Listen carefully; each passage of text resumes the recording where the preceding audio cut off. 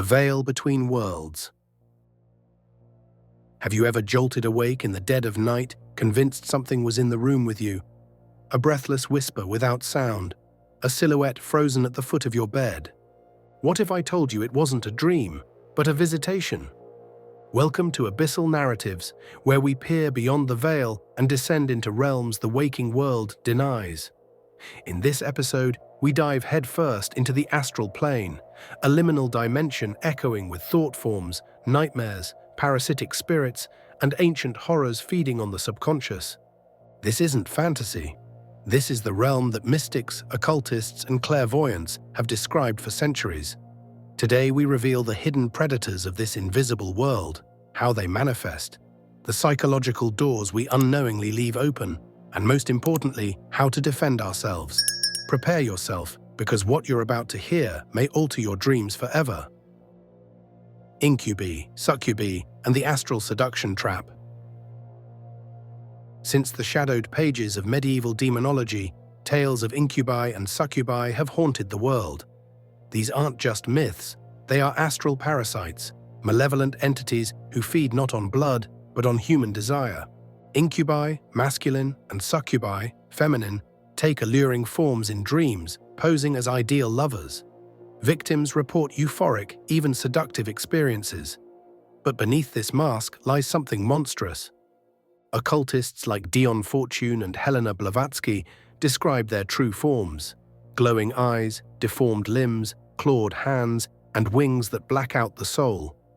Their touch leaves behind bruises, sleep paralysis, obsessive sexual thoughts, and draining fatigue.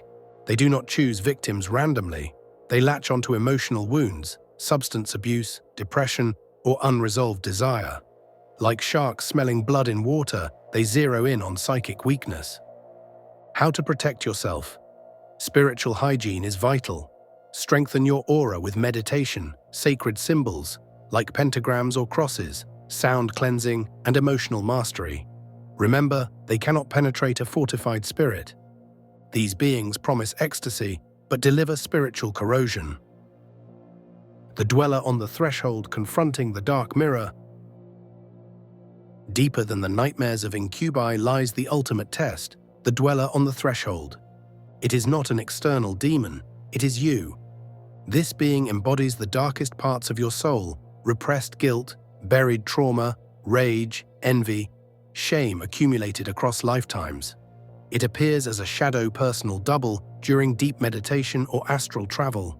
Its shape-shifting nature makes it your perfect fear made manifest.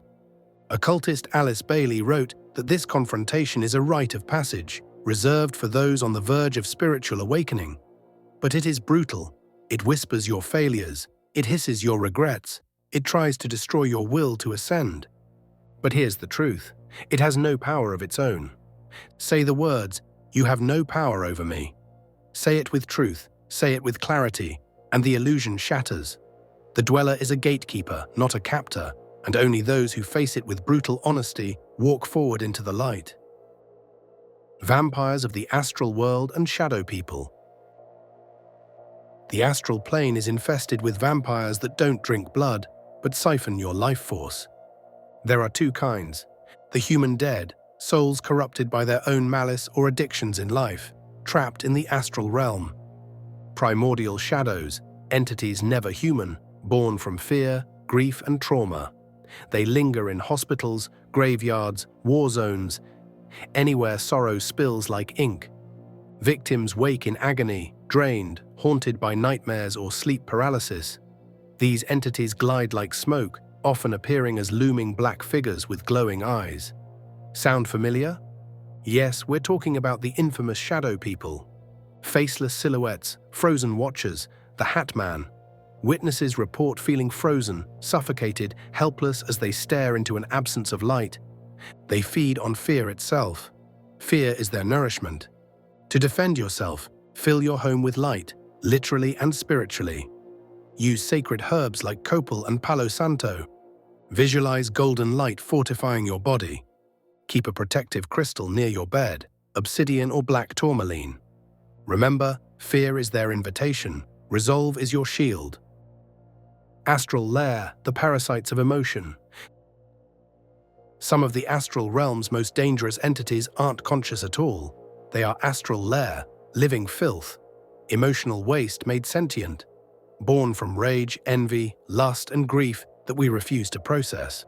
Imagine your darkest emotion lingering, swirling, thickening, until it detaches from you and forms its own will. That is a Lare. They cling to the aura like ticks, small, near-invisible black smudges that grow stronger the more you dwell in negativity. Over time, they can form swarms, plunging the victim into suicidal thoughts, illness, or madness. Homes can be infested, prisons, hospitals, places of pain. To cleanse them, take saltwater baths, burn purifying incense, frankincense, myrrh, copal, meditate with imagery of fire. Master your mind. Obsessive thoughts are their banquet. As Dion Fortune warned, that which we do not transmute, we create. You are the architect of your aura. Clean it. The mirror of the astral. All the entities we've encountered, incubi, succubi, vampires, Lare, the Dweller, have one thing in common. They are not just monsters, they are metaphors made real. They feed on your shadow. The astral plane is a realm of mirrors.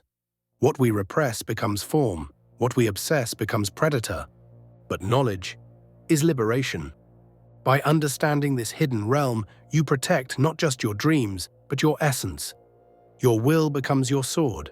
Your light becomes your armor. The veil between worlds is thinning, and what lies on the other side is watching. But so are we. Welcome to Abyssal Narratives. Subscribe, like, and join us in the next descent.